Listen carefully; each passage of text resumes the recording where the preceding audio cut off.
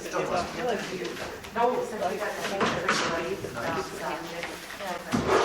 one thing, even like when the kids are in dance. Yes.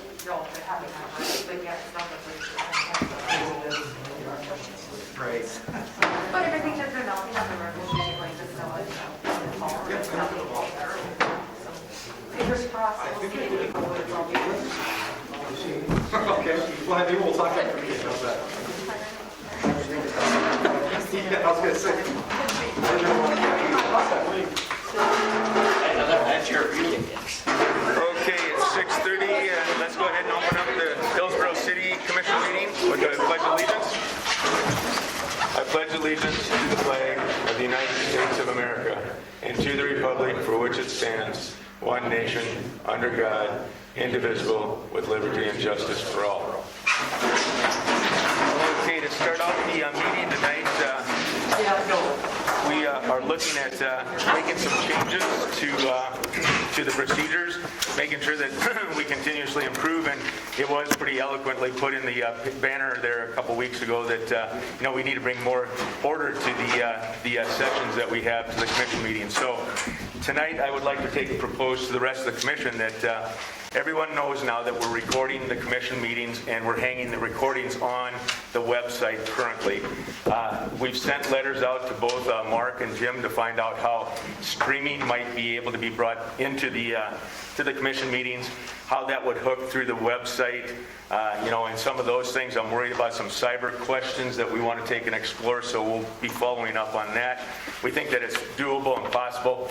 We've also had kind of the discussions that we would like to probably, for the immediate future and potentially for the further future, that we have the meetings over here because we have a lot more space to move around and spread out. It would also allow for larger audiences. So we could use the chambers currently for meetings, small meetings and stuff over at City Hall, but we kind of like the layout of the community center here.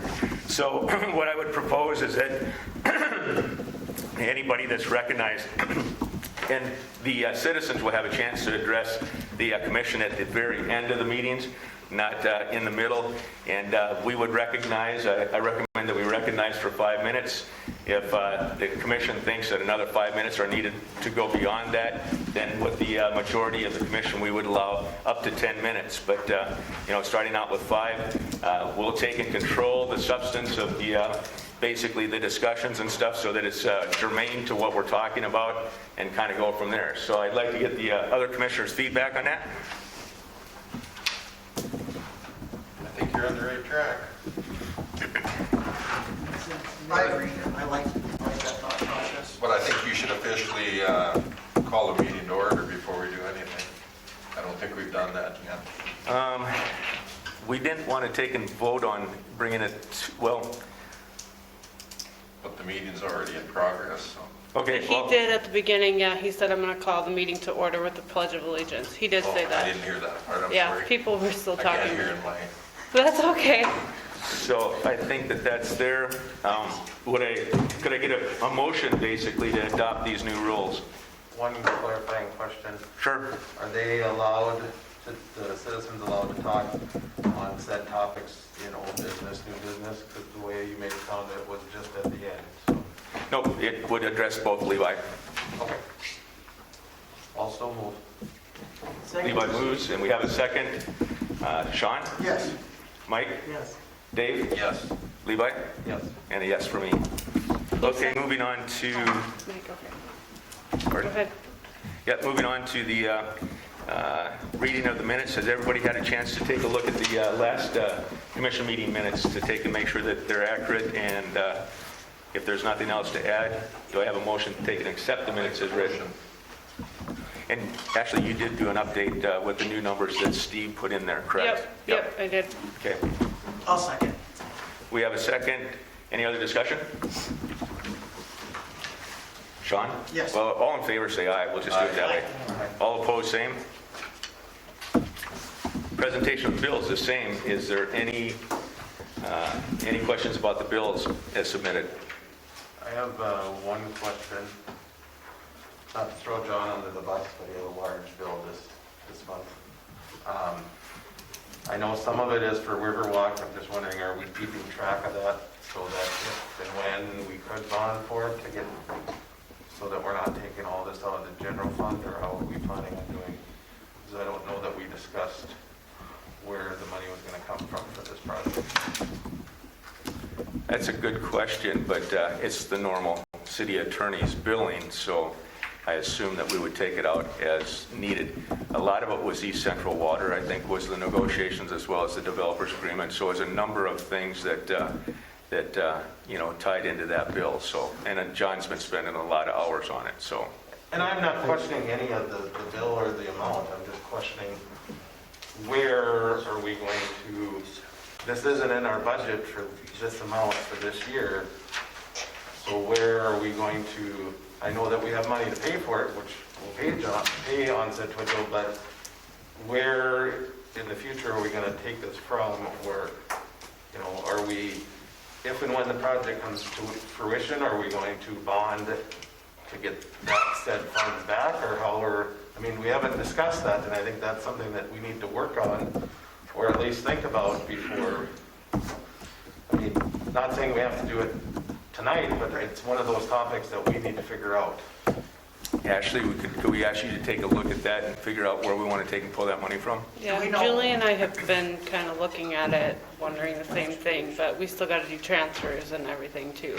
And my only other question is, I know did he do stuff for Pat too that we maybe will bill back Pat for?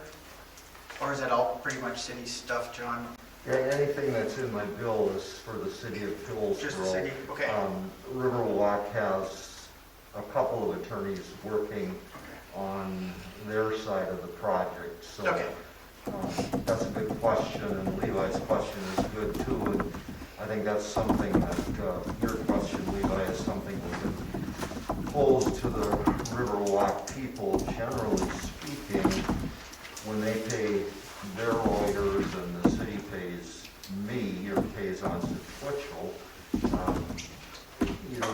we wouldn't be in a situation of, on this work, adding that to the bonding costs and assessing against the project. The theory being, we haven't gotten to the project yet. Once we get to the creation of the special assessment district, it's really called an improvement district, but it results in special assessments. Once we get to that point, then the fees and costs involved in taking us through the creation of the special assessment district and the engineer's report and cost estimate and the special assessment commission meetings to get the project assessed, that would all be work that would be properly assessed against the Riverwalk project. And I would caution too that Ashley, as part of your research, that John spent a lot of time on the Jordan project also, and so I don't want it to be perceived that there's a special privilege for either one of those two parties. So we should take that into account as we take a look at it too as the bills come up. So, anything else, Levi? No, that's it. I would move to approve the bills then. Levi makes a motion. Do I have a second? I'll second. Any other discussion? All in favor, say aye. All opposed, same. Motion carries. Moving on to the consent agenda. Ashley, I'll open it up to you. Those are just the regular monthly disconnects that Julie has put together, so just needs to get it approved to send the disconnect notices or to be able to shut them off. I would like to propose to the commission, whether or not we do it or not, but propose that we cancel the December disconnects, let them slide 1 month, being that we are in a pandemic and Christmas season, and hopefully they could then get through. Just a thought, if you guys want to. Sure can, if not, I'm fine with that. just on the disconnect list? Just on the disconnect list. We're not forgiving any bills, just no disconnects this month so that nobody gets shut off during Christmas time. So basically, you're just not shutting them off? Yep. The bill is still there? Bill is still there, I'll second it. For how long? just for this one, just for December. Yeah, So revisit it in January then, Levi? Yep. Okay. We have the motion from Levi, we got a second from Sean. Any other discussion? Sean? Yes. Mike? Yes. Dave? yes. Levi? Yes. Any yes from you? Anything else, Ashley? Nope. Anything? City Commissioner reports. I'll start out with you, Sean. Nothing. Mike? Nothing that isn't already on here, so. Dave? I have nothing. Jeez, this is going to be a record. Levi? Two things. First being, I'd like the blessing of the commission to go out and maybe get some bids to see about checking our pipes and lines in the swimming pool. I don't think we're going to get to that project or new swimming pool in the foreseeable future. Just so we can see if we can have a couple different type of companies come in to run and see what the pipes are like throughout, maybe assess the lining and see what it would cost us to. Have we ever had that done before? Do you know? We brought it up a year or so ago. We never did do it, Okay.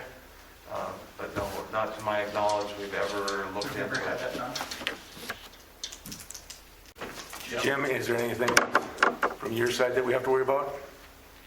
I don't think so. They did do the camera deal when I hooked up to the water and sewer. Nasted's hired Gateway, I think it was, out of, If they can get that in that pipe. yeah, it's a 4-inch pipe. Levi is the ones that I had it run on, and it's not cheap. It's just a matter of seeing, like I said, this is just blessing to go out and find out what they can do and offer, and we kind of go from there. Would it be better to do it in the spring or to do it now? I think now is the time to start lining it up so that we could get it done in the spring. Not saying that we're going to do it now unless they feel they can, but And so if we don't get it lined up till the last time when we looked at doing it in the fall, they were able to fit us in. If we did it, we decided not to do it, and then they were already booked up in the next spring already in the fall. So all you're asking for is a bid then, basically? Yep, for me to go out and look into that. Any other questions from the other commissioners I'll make a motion to have them go ahead and do that. for the I'll bid? second it. Second? Okay, any other discussion? Sean? Yes. Mike? Yes. Dave? Yes. Levi? Yes. And a yes for me. Okay, second item? Second item, I just got this in the mail. I assume this is more for Jim and the rest, but basically what it is saying, it's from KLJ Solutions, and they are putting a high tension line in between the I-29 for a crossover barrier from Grand Forks to where the current one is, just south of Harwood. There's no acquisitions or anything as far as that. They just wanted us to forward anything to their office before January 15th. Otherwise, they'll assume that there's nothing going on. Just related to anything that might be, they need to know for anything that we may have in the right of way or adjacent property. I'll give it to Jim, and I just wanted to make you aware of that. And then Sean should also be, this is, I'll just speak with Jim. okay. Levi, you want to send me a copy of that, and then I'll just inform them that we're probably going to be putting a pipeline underneath the interstate. Shouldn't affect the traffic control at all, but I have that, Levi. What do you do? You want to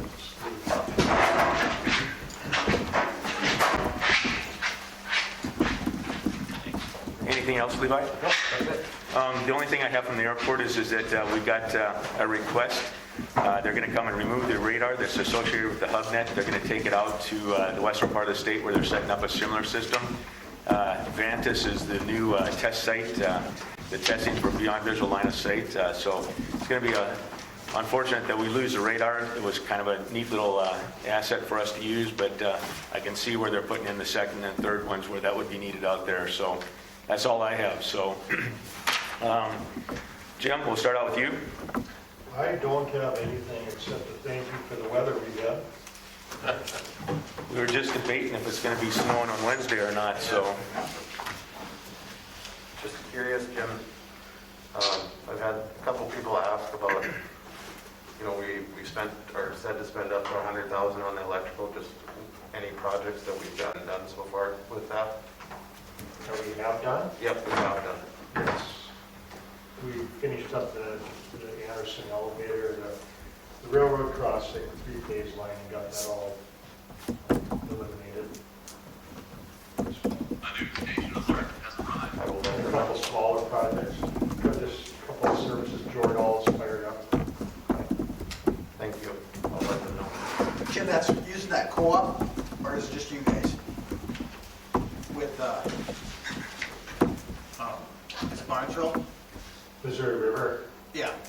they've been they helped us with one, and then our contractor from East Grand Forks, Northville, Okay, helped us with the other one, so. awesome, thank you. I guess you're next, John.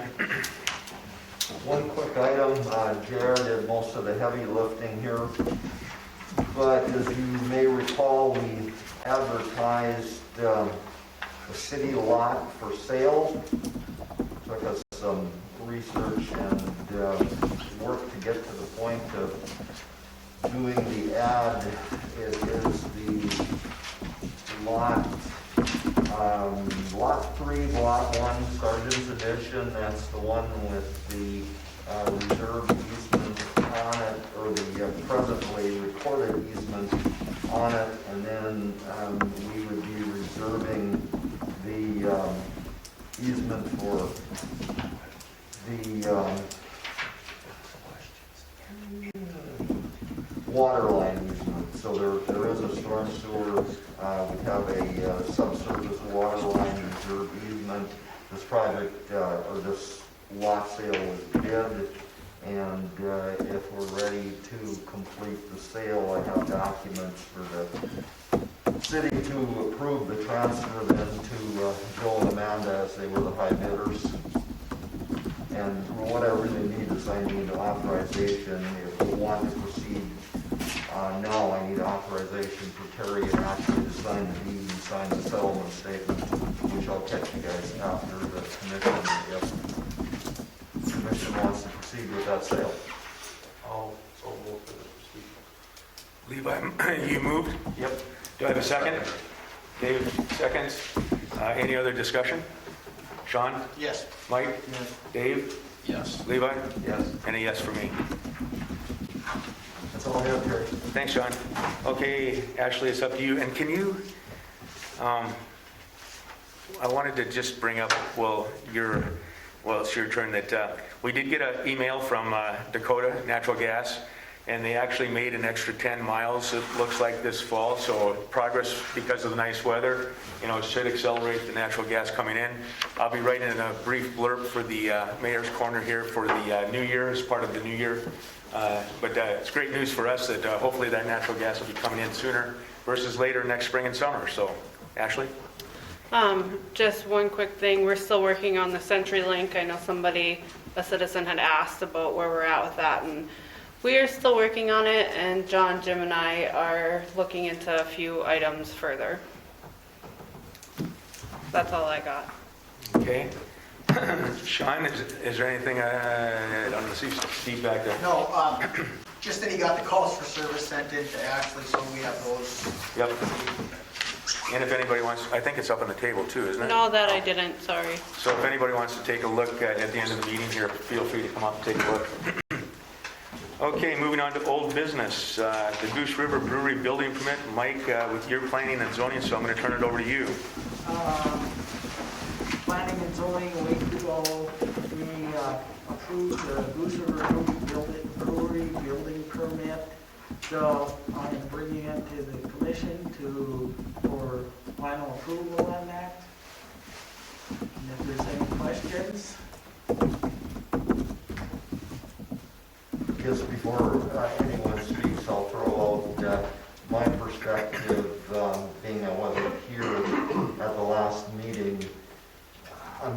I'm comfortable, and I confirmed with Mike that planning and zoning was comfortable with the commercial designation as presently zoned for the property. One of the things we might want to consider in the future, and really we kind of back into this result, but our zoning ordinance isn't the newest. It provides a good structure for us to follow, but no matter how current an ordinance is, you're not going to find in black and white specific authorization for each permitted use. And having said that, I'm comfortable with commercial as the correct permitted use. One thing that we could look at doing, which would be a simple zoning ordinance amendment, would be to add to our ordinance a definition of permitted uses, which would include anything that the planning and zoning approves and the commission approves, so that, you know, there wouldn't be a question after the fact, was the use appropriate? Now, we actually back into that by having a building permit process and approving the building permit, but if we went a little further, change the ordinance regarding permitted uses, we would know of record. We would have a motion by the planning commission, we'd have a motion by the city commission that a specific use is permitted in the district. Nothing we have to look at immediately. That's really about the only approach we can take, because number one, it's impossible to know what the uses are going to be. We could name 100 and then we'd be missing one, but that would be the way to approach our ordinance. I don't think looking at variances or non-conforming uses, I've looked at enough ordinances to know what we have right now is good in that regard. We do not have a specific definition of a permitted use. It's in each classification of district as to what the permitted uses are. So that's something to look at going ahead. We may or may not want to do anything, in that regard, but it would be a way of determining that planning and zoning and the city have looked at the present application for building and determined that the building fits within a specific category as a permitted use. Any other questions?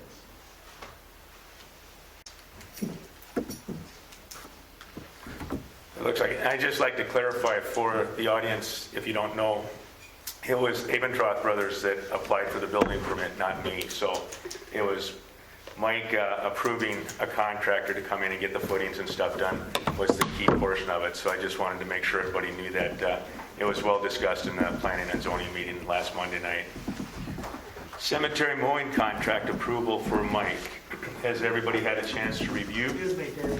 We need a We need motion. to approve Oh, that building shoot. permit. I'll You're make right. the motion to approve building permit for the. Do we have a second? I'll second. I do have one thing before. Yep. But let me ask a question though. But the building permit had been approved. They're planning and zoning. We just need to run it through here to make sure. Okay. Well, Question to Levi? I just want to thank Mike for going back and doing the right thing, and going back and following the process correctly. We all have times where we make mistakes, but I'm glad that we're able to go back and do it, and we could fix this one before we went on. Okay, now we got a motion. Dave? They approved. Do we have a Second. second? Yes. Yes, Mike?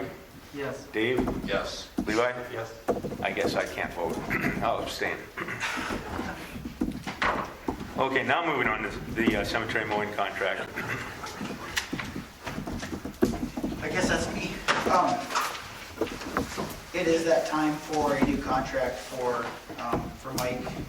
And he's been doing it for as long as I can remember, so I'd just like to make the motion to approve the new contract for the next 3 years. Do we have a second?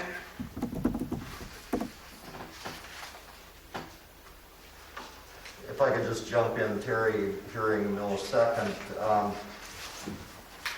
I'm aware that one of the questions that's been raised for tonight's meeting is why we don't bid that cemetery mowing contract. And I have more history, I think, than anyone up here. And so for the audience and for the commission, number one, legally we don't have to. Number two, for a number of years or a number of times, we did bid the contract. And we finally got to the point where after Mike was the low bidder, he was the only bidder, and considering the size of our town and the fact that Lorraine, as the holder of the cemetery portfolio, was happy with Mike's work and everyone else on the commission was, we haven't been bidding the contract. So that's the reason that we haven't been, and whether we're at the point where it should be again bid, just to see if there's someone else out there interested. That's not for me to say. I'm not. I don't have a vote, but I do try to advise you so that we follow the century code and have in fact been doing that, even though we haven't been bidding out the work each time the contract comes up for renewal. And I would imagine too, there's a certain amount of familiarity that Mike has with the cemetery and some of the grave sites and things like that, that probably, if we had someone replacing him that might be not quite as, how can I say this, professional. So that's probably another data point to think about. And I can tell you that he keeps me updated very well as to where we're at, what's going on, if there's an issue. So he's very good at being proactive about keeping it looking like it's supposed to. So the only concerns, or there's a couple concerns that I have. Number one is we started bidding out on our snow removal contract. So are we now picking and choosing which contracts we're going to do? And then just because we have no other bids or we have another bidder that comes in higher or lower does not mean that we have to factor in and take other bid. We can still go with Mike. I think Mike does a good job out there. But at least opening it up, it gives the perception to the public that we are trying to do the right thing. Whether it follows, whether it's legally one way or another. And so just my thought, if we're going to do it for one, we need to do it for others. We can't be doing this back and forth. Some things we'll put out on bids, some things we won't put out on bids. It gets very confusing trying to figure that out. I'm sure that Matthews would enjoy getting the bid every year, but I think we just, if we're going to do this, we need to be a little bit more standardized. And like I said, Mike surely could get bid and be awarded it. The other question in the contract, it does say spray 2 times a year. I don't know if that's something, we usually hire that out, so I'm not sure if that is something, if we do go with this contract, if that should be in there. And I just took it from the last one, so I was just went off of what was last time. Essentially, you just want to table this bid and put it out for bids and then see it in January? I would move to open bids on the second meeting in January. But I guess I got a question, Levi, that, you know, if the bid comes in lower or higher, you said that we could pick Mike because of the quality of the work. Is that something that, would that be fair if we put it out for a bid like that, knowing, you know, again, that's kind of a, Yeah, because it's out there. Yeah. That- I guess I'd be Statement is concerned out about there. somebody I'm saying, saying we could. I'm not saying we're going to. I'm just saying we could. That there is that option there. You just have to do it and say that this is the reason why we're going with said bid. You know, if one of the bids was from a 10-year-old, I'm not saying 10-year-olds can't cut grass, but that's not realistic for them to try to do a cemetery, nor could we enter a contract with a 10-year-old. So, Terry, can I say something? Sure. That you- well, wait, I can't break my rules right away. Can I have you hold it till the very end? No, I have to do my thought by then. That's kind of silly. It is, but that's the rules. Yep. So John, so what you're saying is the reason that Mike has got it because nobody, for the 3 years, is because we haven't got any other bidders on it? Is that kind of what you're? That's the way it turned out. I don't remember, Dave, if it was twice we bid it and Mike was the only bid. Mike probably remembers that better than me, but we went from having Mike as the low bidder and one or two other bids to just Mike, and we just quit bidding it out. Okay. So with the case with Matthews, then if they came in and there was nobody else bidding on the snow removal, couldn't we give them a 3-year contract too? You could do that. You know, I'm not saying you should or shouldn't, but you definitely could, and be within the Century Code requirements. You know, and I should have, in fairness to Mike too, I should have said, and I missed the fact that Mike has never voted on his own contract. He's always abstained. You know, we have a duty to disclose the commissioner on something like that, disclose the obvious, that Mike is going to be doing the work. You know, so we've never had that issue of not knowing that it was Mike that was bidding and doing the work.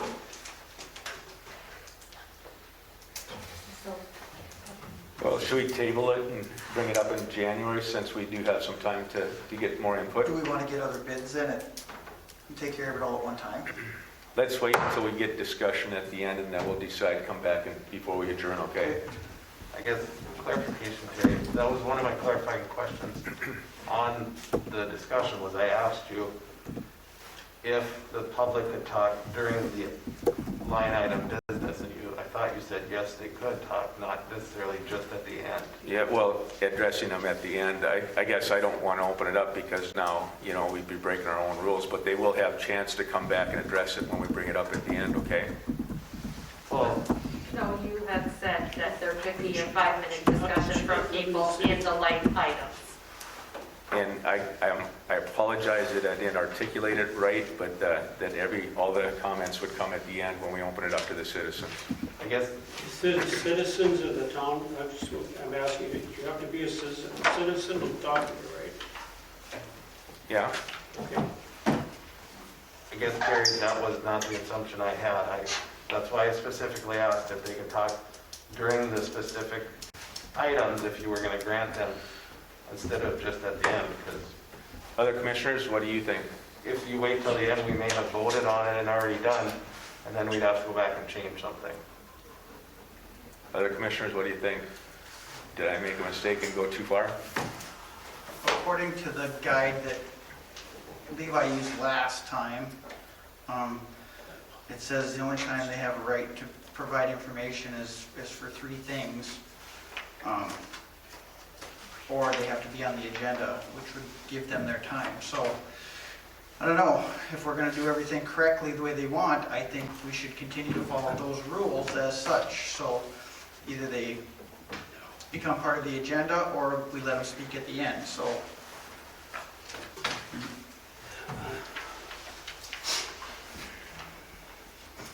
Dave, Mike?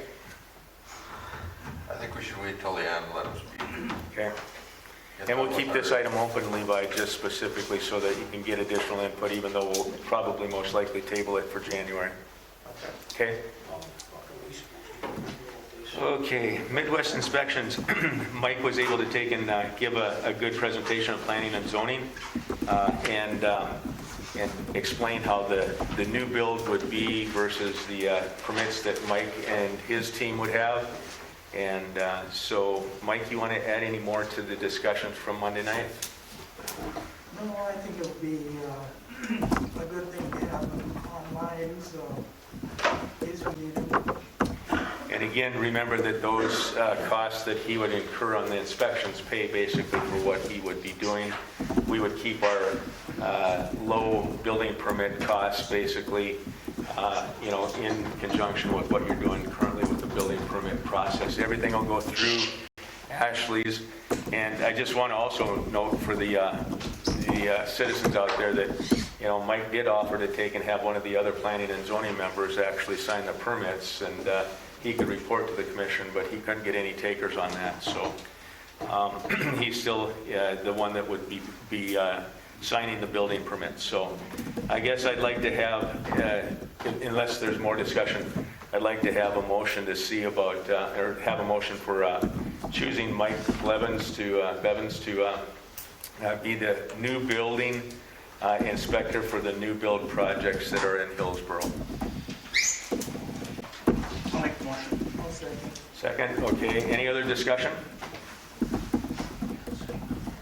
Sean? Yes. Mike? Yes. Dave? Yes. Levi? Yes. And a yes for me. So Ashley, you can go ahead and get a hold of Mike then. The website, Des has done a great job of collecting a lot of information about the website and the potential for it. And one thing that I was really surprised about that I hope she takes and talks about a little bit is the ADA compliance that we haven't been able to meet that the new Gov office, if we go that route, does have. So Des, I'll turn it over to you. So I was, at the last meeting, Levi brought up going through the other low-cost web-based internet or website builders. 99% of those do not support ADA compliance on their own. You have to add in additional things to that. ADA compliance and just making sure everything is accessible for people who have disabilities, seeing and hearing those types of things is super important, because in the last 2 years or so, lawsuits have gone up 300%, and not only including from municipalities, but just your general, like Targets and Walmart's, all those websites, your general websites, any small business websites, you have to make sure that they're ADA compliant, because otherwise you can get sued, and then you can also incur fines from the state and federal governments if you're not up to date on those. You can go with those other websites like what we have for much cheaper, just getting the website, but then you also have to build the website, so you have to take in the cost of building it and making sure everything is up to date. And then to add in those ADA compliances, you're looking at least a minimum of about $2,400 a year just to add on a little widget to make sure it's about 90% compliant. You're not going to get 100% with just doing those add-ons. So a website is very important for the city or businesses in general, because it is the face that people see nowadays of your community. So it's very important to have a compliant, but also a website that reflects how you want others to perceive your town. I know that Ashley is going to be meeting with the HEDC next Monday during their meeting to talk about this also. But Des, can you talk about these errors that you've identified, like in the HEDC website versus our website versus one that's contracted for? Sure. So the Gov office websites, they have a team that will design your website for you, and they ensure that it's ADA compliant. So when I was comparing, I had compared I picked 2 different ones from Gov Office. One was a local one, I compared Argusville, and then I compared one from California that they do. The reason why I compared the Californian one was because they also offer on their website audio and video recordings, so I wanted to see of the meetings, so that way I wanted to compare to see how ours could potentially look if we went with that. Then I compared our website and then the Grow Hillsborough, the HEDC website. There's different websites on there where you can go online and find out. You can put in basically your webpage and say, is this ADA compliant? When I compared all 4 of those, on the main page, the front web page, the Gov Office ones had 0 errors, which I would expect because they design them that way. Our website, the city's website, had 6 errors, and that can be anything from, like if you have an image, and on the back end of that image, you have to code it to be a descriptor of what that image is. So if you're visually impaired and you scroll over that, it will actually tell you what that image is without actually being able to see it. With our current website, we can't do that. You just grab an image and you put it on. You can't put those back-end descriptors on that. So that's where we had 6 errors on our front page. And the Grow Hillsborough website, they had 74 errors on their first page. That would be a lot of errors to fix if we were to take over that website. You'd probably look at having a whole web redesign anyways. So you could go with the Gov Office, they could design it how you want to look from the beginning and make sure that it's ADA compliant from the very beginning. And another question that I asked, knowing that we want to stream or video the meetings, is how to make sure that the transfer of that video or streaming into our website doesn't have any cyber vulnerabilities. When you look at the 6 agencies that just got hit for 9 months and all the data and stuff that was stolen, supposedly by the Russians, we also have to be very careful about that with the malware and ransomware don't make it into the website via an outside source. So that was one of the questions that I asked both Mark and Jim about how their systems would make sure that it doesn't create any vulnerabilities for us. I was happy to hear Mark did respond back about how the high school is working with both the radio station as well as the HTC to take and be able to do the streaming and stuff, which I think is important too. So the technology's there, and he did give a listing of some of the equipment we would probably have to buy. But the other one, Dave, you and I were kind of proponents for the Code Red last summer. I think, again, making sure that there would be a hook like that if we decided to bring that particular capability back up again next summer before the thunderstorm season hits too. So I just wanted everyone to know that probably what we have now isn't going to be adequate, and I'd like to take and open up the discussion and dialogue so that as we explore further and further about the new website opportunities, as well as being able to coordinate with HEDC, to make sure that their website, how they would want to maybe potentially partner with us too is an important component. So any questions or comments? Des, is that price at the bottom that you have, is that for 3 years or is that per year? For all of them, it's for the 3-year plan. That's what the... So it'd basically be about $3,300 a year, roughly? Yep, because you have the initial design, and then after that, for the networking and the hosting fees, it's $1,050 a year. Okay. So a little under $100 a month, but they make sure that you're cyber secure. They have all the security on their end at their facility down in, I think it's Egan. Okay, thank you. And Des, can you give a brief description about a YouTube versus the streaming, kind of a comparison about a YouTube channel that we could hook on here, or the streaming, either one, but how YouTube versus the streaming through HTC might work out? Yep, so a lot of cities are hosting their own YouTube channels where they can put up commission meetings. They can do small commercials about their town and stuff. YouTube is probably one of the #1 video streaming website platforms that is out there right now. You can use it for anything. We can even use, I can translate our audio into video and put it on there. It's a completely free website to do. So you can have all of your videos and everything put onto that rather than on your website, which frees up a lot of storage space on your website. The GovOffice one from California, they use about, not quite, there's about 11.7 gigabytes of storage space because they store all of their video and audio on there. That would have to be an upgrade from what their base is. Their base is 2 gigabytes. And for about every 2 gigabytes, it's another $300 to put that on there.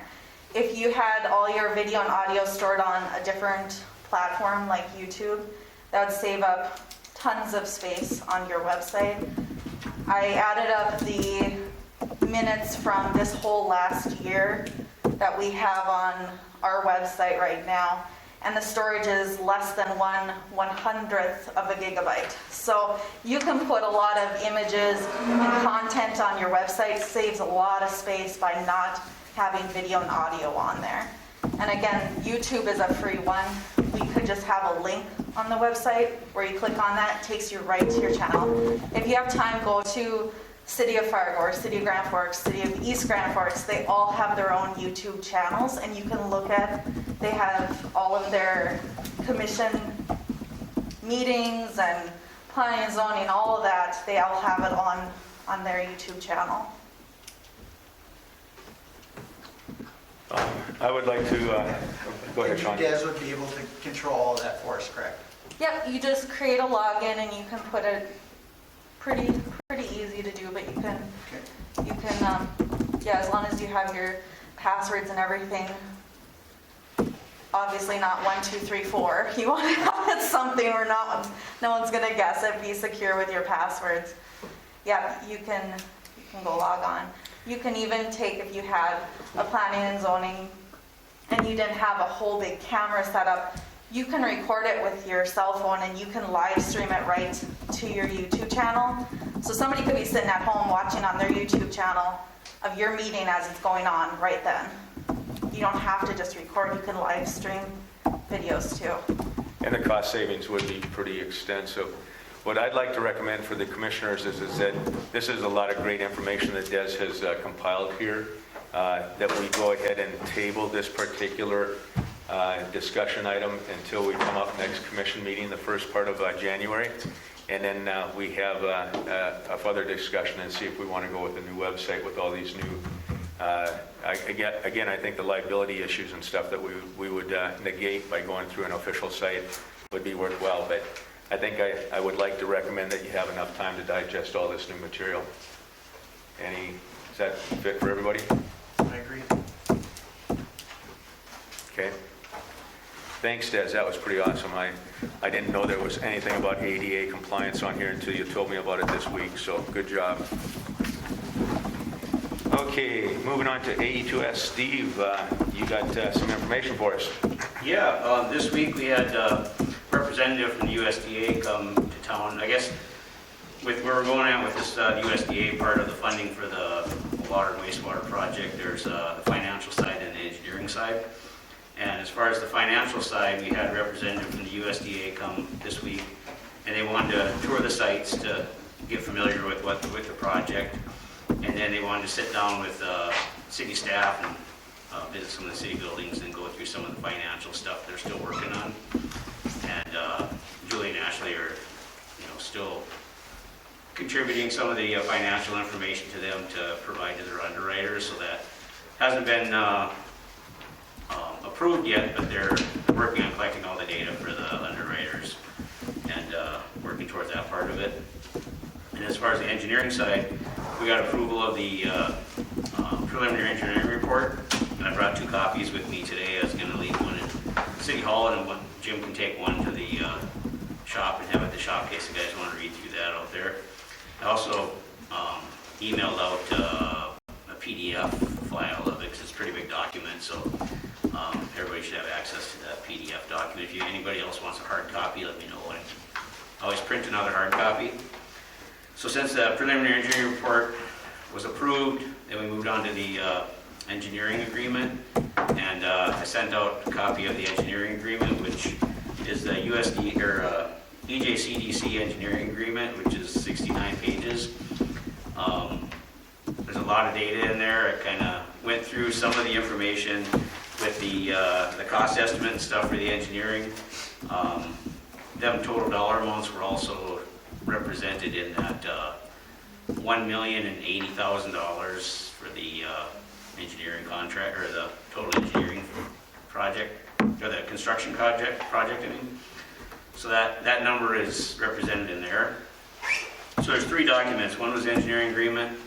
One was a document from the USDA that just listed what the costs were, just so that in case you didn't read through the whole document, they wanted you to sign that you realize what the costs were for the engineering. And then the third document was additional services that are outside of the basic engineering agreement, which covers surveying, financial assistance, and construction. So they put, as part of the USDA, they have percentages of engineering and construction administration.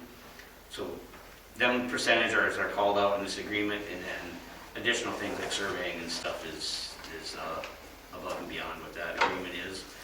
That's why there's so many documents in there to go through. But John, did you get a chance to look through the agreement? It looks like something I've seen before. Yeah, I need to know how many cups of coffee you have when you read those documents. Yeah, it's rough, because luckily we got a contracting department that goes through all that, and all I gotta do is fill in the numbers and some of the changes. That main agreement, one requirement they make is that you can't delete anything. Everything that you don't want in the agreement, you line through. Everything you want to add, you bold it. That way when it goes back to them, they can see that what the changes were, and that's why a lot of that stuff is just lined through or bolded or something like that. That's good, and I'll try to take and skim over it real quick too, but I feel safe with John looking at the agreement. So anything that you would like to report in Prairie Dog? There is money that's coming out. I don't know if it was put into any account yet. I don't know if I don't it's think been it's received in yet. It hasn't came in yet. That money that's coming out, there's $125,000 that Prairie Dog funds, and that can go towards construction of primary infrastructure for the city. It could be streets or utilities, paving, water, sewer. It can't go towards like feasibility studies, or it's actually got to be physical improvements to the community. And existing. It could be existing or new. Yeah. It could be replacement of existing or construction of new stuff. Steve, did you find out, you were gonna look and see if the commission wanted to use it towards the 2nd Street water main project? Did you find out, you said you were gonna ask if that would be possible since we just paid the last one? Yeah, sorry about that.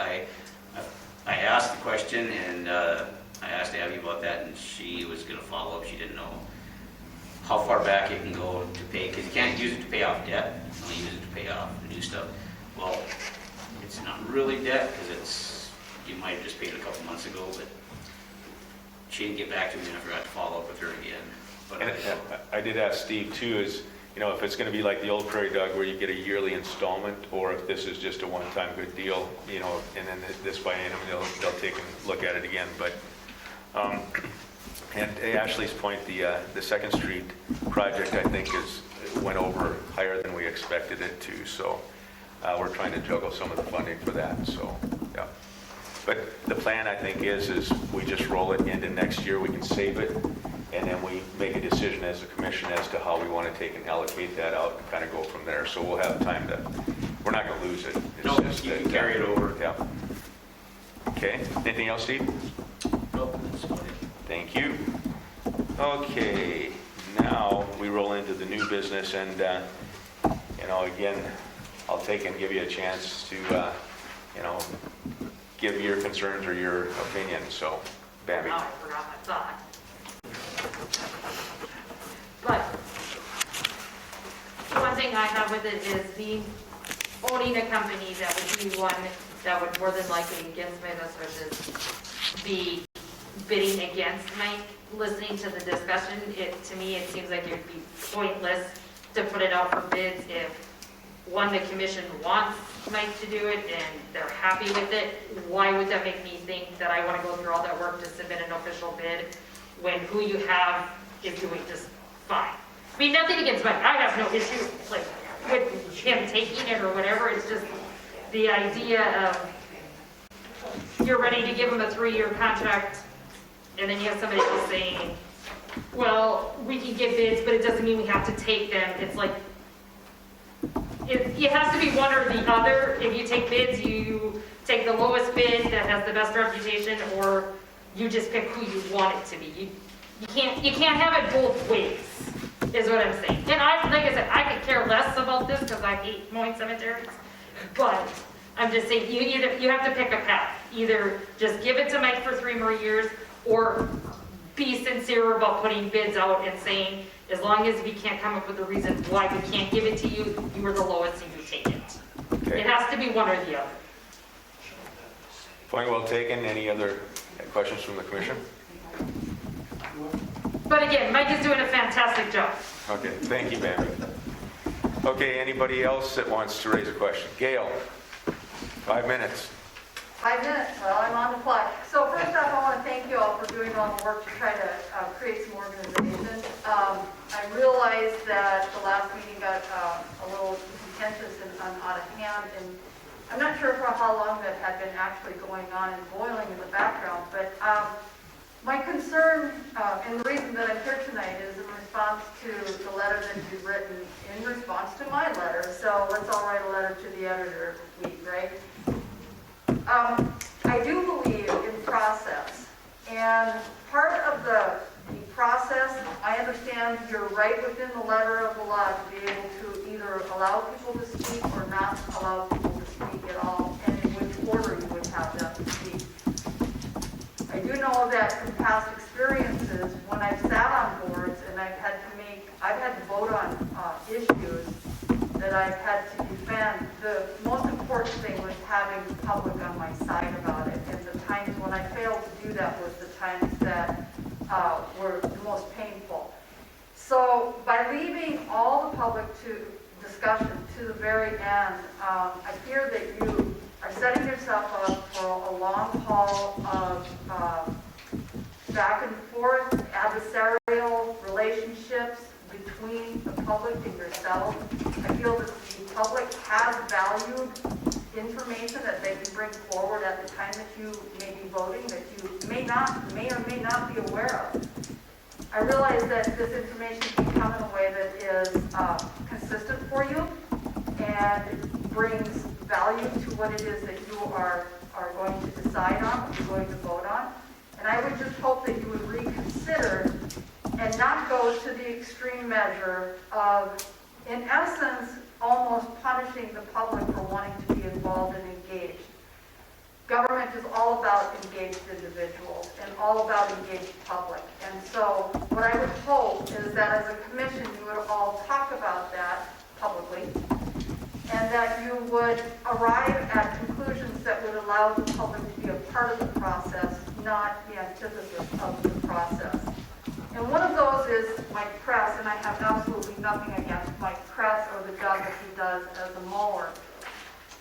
But I guess when Mr. Juleson says that you've come to the conclusion that it's not necessary, that is the first question that would come to my mind, is why is it not necessary for one person to be let out for bid, but yet another job would be let out for bid. And I think that there is statute that would have to be referenced for that, and things that would need to make sense, so that you don't have public feeling like they are now forced to participate in the good old boy system of, because Mike's always had the contract, Mike gets to keep the contract.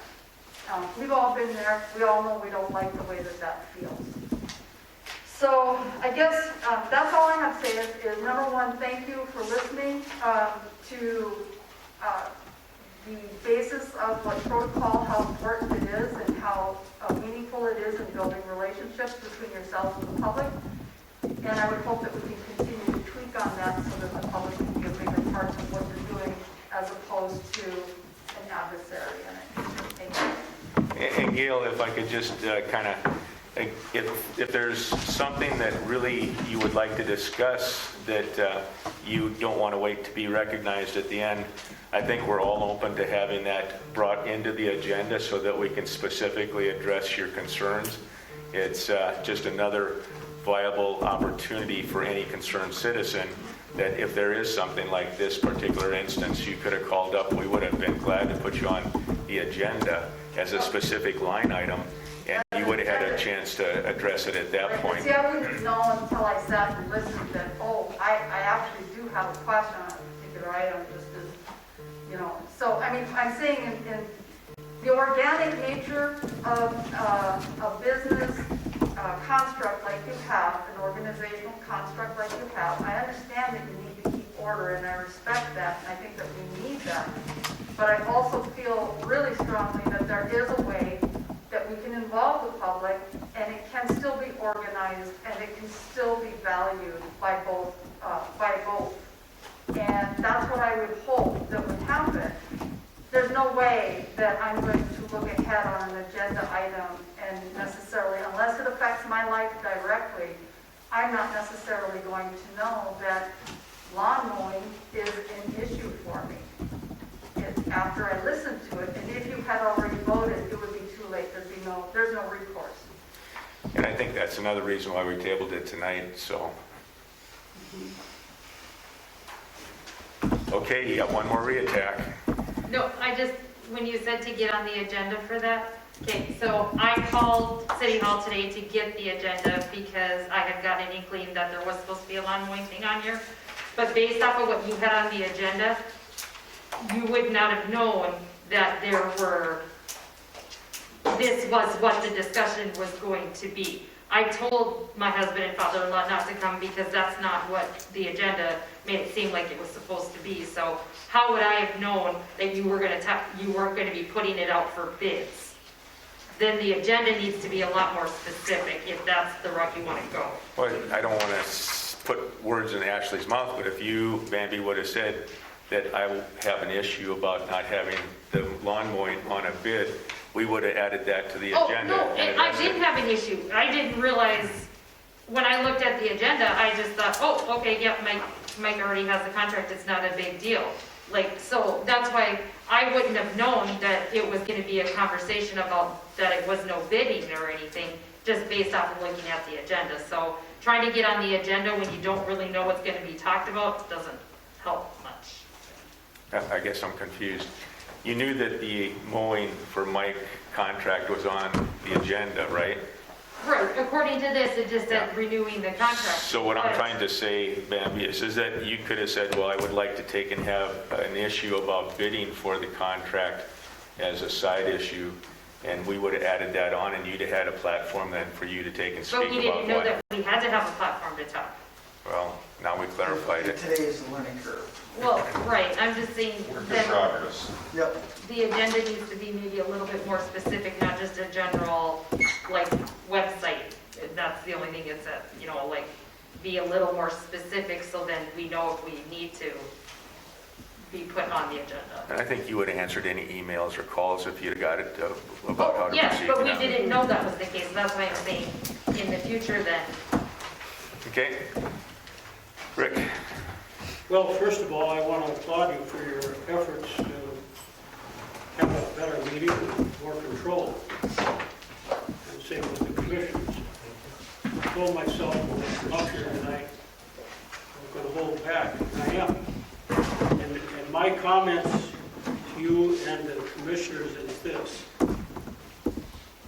I like the idea of calling on people, myself included, but when you're discussing an item before you vote, wouldn't each and every one of you want to know what the taxpayers feel, what we feel, and give you our input, and then you can vote on it? There's several items that we can sit through and it doesn't mean anything, but if there's something of importance, you should, I would think, you would want the people's vote, or if not their vote, but their comments made to help you make a good decision. And other than that,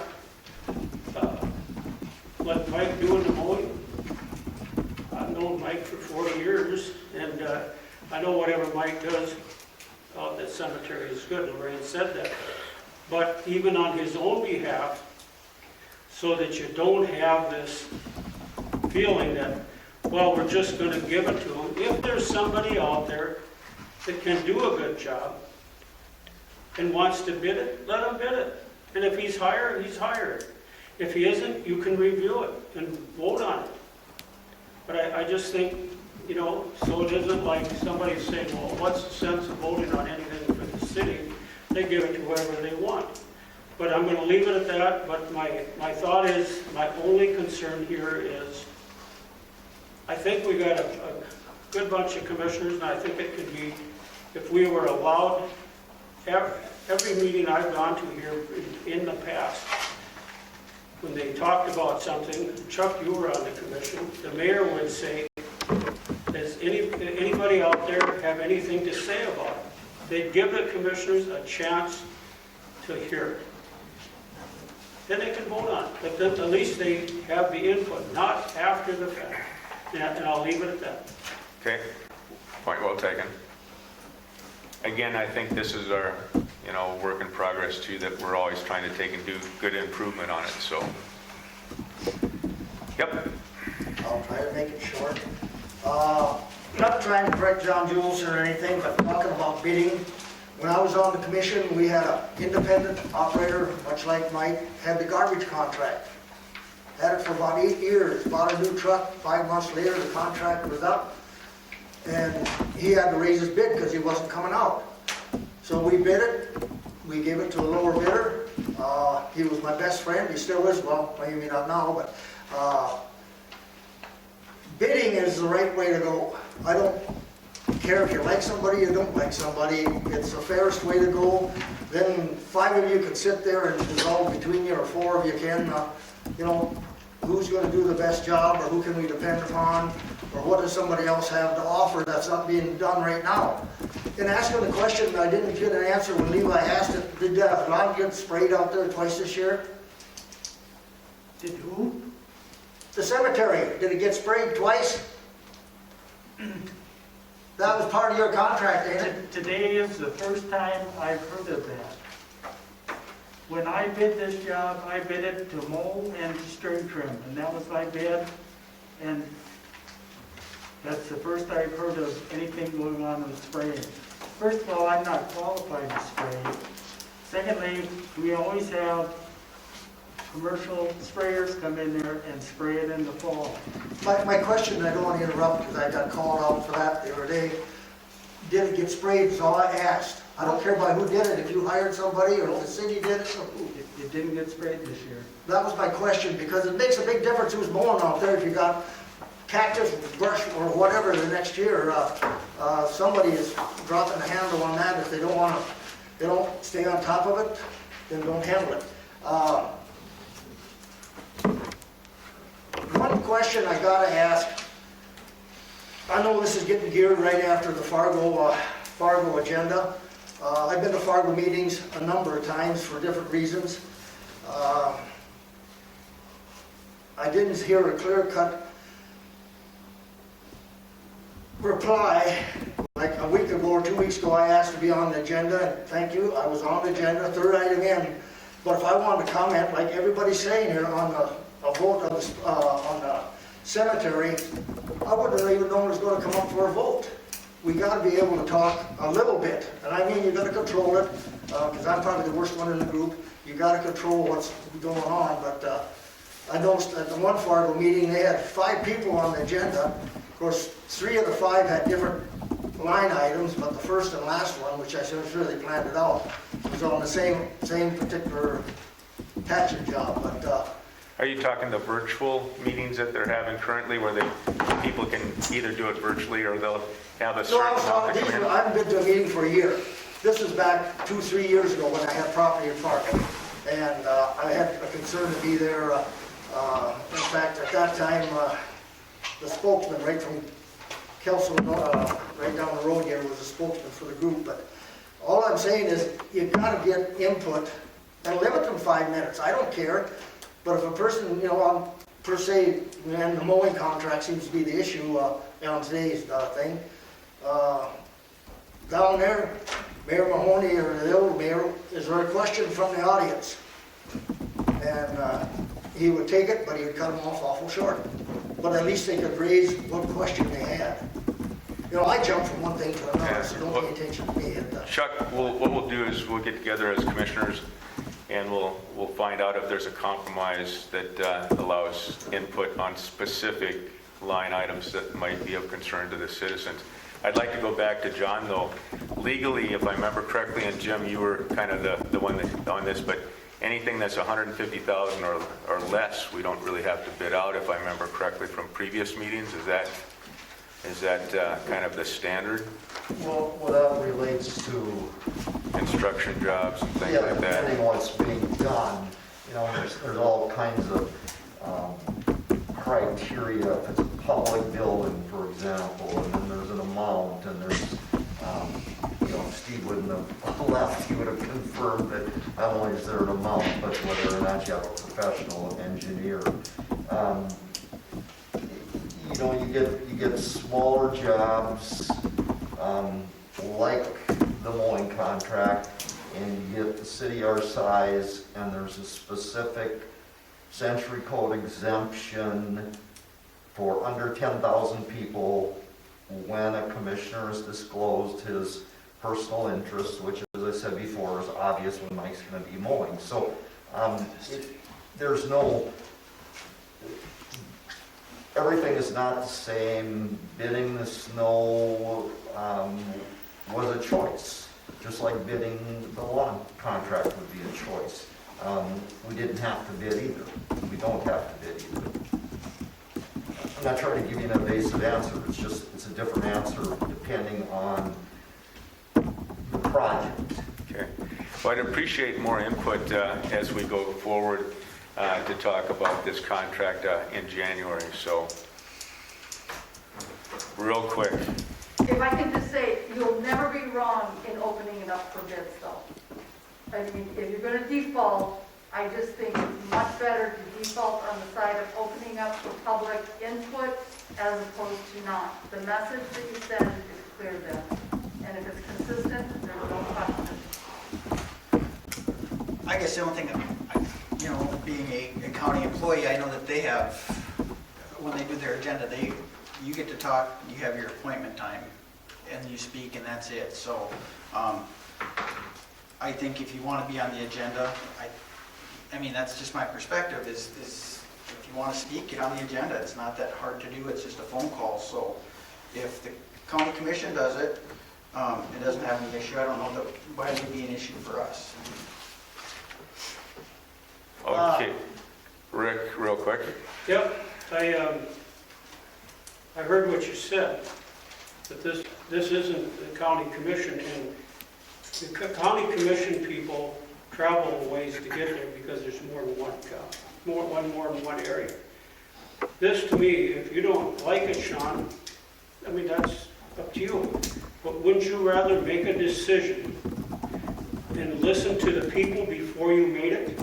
Or aren't you representing us? But you're taking for granted that I haven't talked to anybody before I walked in this room. No, I'm just saying, wouldn't you take it? Wouldn't you like to hear the people that are here, that are tax-paying citizens? Wouldn't you like to hear what they think before you would vote on something? Or is that not important? Again, I don't know that you are understanding. Well, I If I come understand. in with a decision, I've probably talked to numerous people in the community already. So it's not necessarily that I don't want your opinion, but it's hard that if you have an opinion about one thing, it's fine, but if you're going to give me an opinion on everything in the meeting, we're here for 3 hours. I said that before though. There's a lot of things you fellows will be discussing that doesn't require anybody, and most of us wouldn't comment on. But important things, yes. But There's, and again, the only reason I'm saying, or my stance is Levi brought in the rules last week and made it very clear this is what the rules are. And this is part of those rules that he made very clear to us at our last meeting. So so what you're saying is it's very similar to this contract. Are we going to pick and choose, or are we going to follow the guidelines? So either we do bids or we don't do bids. Either we follow the rules or don't follow the rules. no, I'm not talking about that. I'm talking about hearing the public. If Terry would say before you guys, say if it's something you're voting on, if Terry would say, is there any discussion out there? If there isn't, you move on. If there is, at least you would hear it before you would vote. Is that right, wrong, Dave? Well, I think the main thing is it's not that we don't want to hear from you, because we do, because you have that right as citizens to come to this meeting. We're just looking for orders. We're looking That's for what we- that's what a we're- well-run meeting without everybody getting into the hissy fit and hollering and screaming. That's what we're asking. Because we had a 3-hour meeting last, and that's just Yeah. last time, and most of it was chaos, Okay. basically. I think all we're asking for is, Yeah. if it's something important, or Terry could just say, is there any comments? And if there isn't, nobody cares. It's not a big deal. Because it's hard to remember. You guys are all sitting taking notes. You're talking about many subjects. And it's not fair to the public to sit here and try to remember or try to scribble down notes and remember what they might have wanted to ask you. Not You know, just Chuck was pretty good. Huh? Chuck was doing pretty good. Yeah, well, I write them and I can't read them, so. But I'm just saying, I think in all fairness to the people, that probably 90% of it will never, ever get asked about. Maybe none at a meeting. Yeah, like I But say, at least give us an opportunity. we'll get together, Rick, and we'll figure a way out. The one thing that I do like about when citizens come and put something on the agenda, sometimes for us part-timers, just being able to see that the Friday or early Monday morning as to what's going to transpire at the commission meeting that night is an important one for me, that I don't always have time. It's just in time, getting ready for the commission meeting sometimes for me. So knowing that the citizens have put something on the agenda that's important to them, that, kind of would reinforce or would be an addendum to what we're talking about, to me, that's an important part of it. Sometimes it's hard to keep ahead of everything as it's coming. So I do appreciate when citizens do call Ashley or email Ashley and say, I'd like to have this on the agenda, because then we can specifically, be ready to take and pull it up and talk about it. One short thing, I agree with you. If I had something that I wanted to bring up, I believe I should call Ashley. But if I'm just attending a meeting, and there's something that comes up, I'd like to have the opportunity to raise my hand and follow your protocol and ask a question. But if I specifically had something, I believe then I should call up and ask to be put on the agenda. Well, and I got to compliment you guys tonight. It's been quite orderly, and I appreciate the feedback and those things. So I think it goes back to Dave's comment that, this is kind of, we're still trying to figure it out. But like Sean said, there's only 3 items basically that you can take and address. So I think that as a commission, we do try to get your input as much as possible. So, we don't have to recognize anybody on these open meetings. So the 3 specific areas are there, and you have the printouts. But like I said in the letter, my response to Gail is that I think it's important to hear from the citizens. We just have to have it in an orderly manner. And like I say, I compliment you all tonight the way that it was. I thought it was a pretty smooth meeting, so. It's much more enjoyable. Well, for all of us. Okay, is And there if there's nothing coming up, who's going to be up here? Chuck, I got it taken. Paul has a question. What are the ordinances you put online? I thought we hung them already. JR, you were gonna get them. Yep, I have, they're almost sent them to you today, but how about tomorrow? Okay. There you go, Paul. And then just a little bit about the question, because obviously if you put something out on the agenda, when is the agenda going to be officially out? Friday, Monday? They were out Friday, it's just, I accidentally put them under the meeting spot instead of the agenda spot, so that was my bad, sorry. We did get it fixed right away once we figured that out, though. I guess, do we have a specific time, like, I sent them out as soon as I sent you guys that email. The old standard, John, was 8 o'clock Friday morning. If it wasn't in by 8 o'clock, then it didn't make the agenda. perfect, that's what I needed to know. How does one address, if I get this agenda on Friday morning, how do I, if there's something, okay, let's say there's something about the website that I might have questions about, how do I address that if it's already on if the agenda's already made? Well, I think it's flexible enough. You would call into action and say, I have an issue I about can the website. change it up until the date of. Yeah. What we're trying to do is get the main key items in by 8 o'clock Friday morning. It's not that Ashley or Des won't go in and change it. If there's a concern from a citizen out there to add on that I'd like to speak to the website issue, that would be a perfect way to do it. And we would just add you on, Paul. Okay. And then as far as the people talking, how would I get a question answered? Like tonight, we talked about the website, and the question in the back of my head is, I never heard of a concrete price on what it would cost to build a website and then maintain it. I heard a lot of numbers thrown around, and the reason I bring that up is because if I didn't have the opportunity to talk when the website was being discussed, how would I know that information as a citizen? Correct me if I'm wrong, but the printout for the website's over there too? Is it over there? Yes. Yeah. Yeah.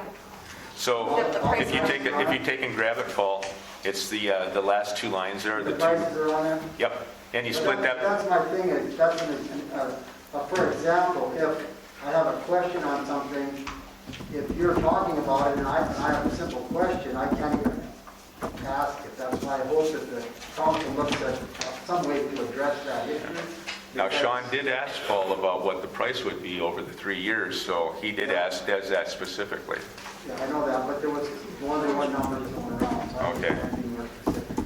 Well, we'll try to take and make sure that there's a chance to address it, Okay. Anything else? One other thing. If we talk about, I'm kind of not very smart, but they talk about consent agendas and all this stuff. What is that anything that I can see, or you guys talk about consent agendas, is that open to the public, or is that just for the councilmen? It says disconnects behind it. So that's the only thing on the consent agenda, is disconnect? Well, that's just tonight. There's other things that can come up on the consent agenda, Paul. But is that private information that the public doesn't get to? I wouldn't say it's private, but it's privileged. It's just a list of who's getting all disconnected, is what it is. It's That just. part of it I understand, but what I'm trying to get at is there's other things sometimes on that. I think there's more than just that on the consent agenda. Right. I would have to look, I'd have to call and Are you looking ask for more if I detail, can. Paul? Is that what? So I'm just curious, when you talk about bills and things like that, I don't know what you're talking about. I don't see that. What I'm saying is don't I get to see that until it's approved? Do I get to see a bill that's on the bill before you guys vote on it? Do I get to see, I'm just asking, John maybe can answer that question. Do I get to, whatever you send to the banner, can I see or not legally? Yeah, it's open. But the thing is, Paul, we don't do the bills for tonight until we all get here and sign them. So that's why we talk about the bills. So if you had a reference to a bill you would look to the last commission meeting where it's all printed out, and you could ask a question about it, but we get this packet, before we come to the meeting, but we don't sign the checks and until we get The here. word packet, what is packet? So, last commission meeting, all the, basically, we have the energy here, we have the bills that we're paying tonight. That's what we get as a packet. Okay. It's a read ahead. Okay, Michelle. There used to be supplemental documents available on the website before the meeting.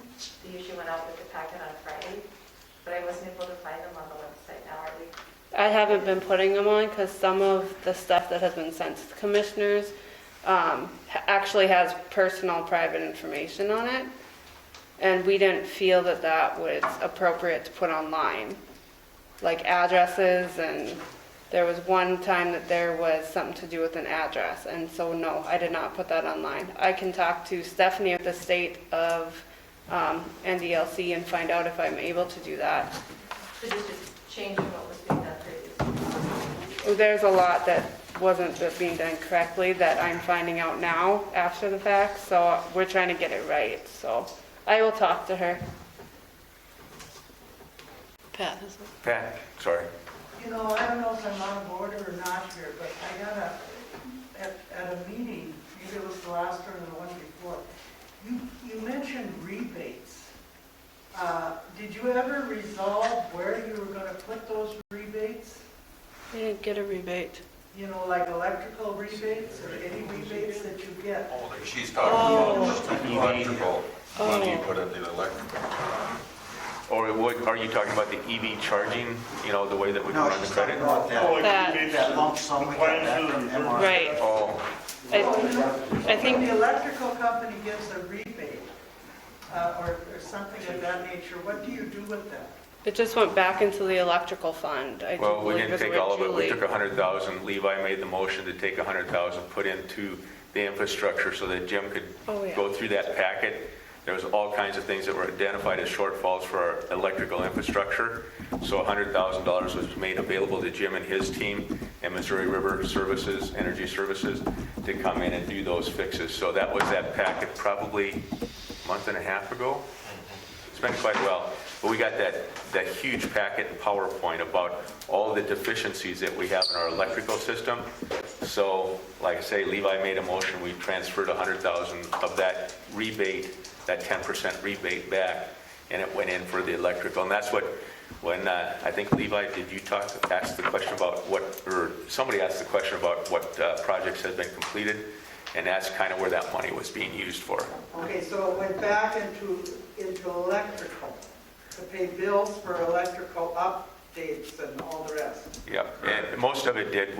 I think there's another 10,000 or something that we didn't transfer over, if I remember right. Because otherwise, shouldn't those rebates go back to the people paying the bills? Well, that's a good question, Pat, but on the other hand, there's a lot of shortfalls for infrastructure that we always borrow from electrical to take care of those shortfalls. So in a way, we're kind of robbing from one entity to take and fix other things that come up. So, but it still saves the taxpayers from not having to pay a higher rate. Just so that, the taxpayers are, just so that you're meeting needs and not wishes. Yep. Oh, point well taken. Have we answered everybody's questions? Chuck? This is the fifth time you're gonna have to buy me a beer after this one. Paul kind of asked my question, and I guess my question is that repair job, and maybe Jim can answer it, over by Mr. Wright's place, was that actually $325,000? Do you know what?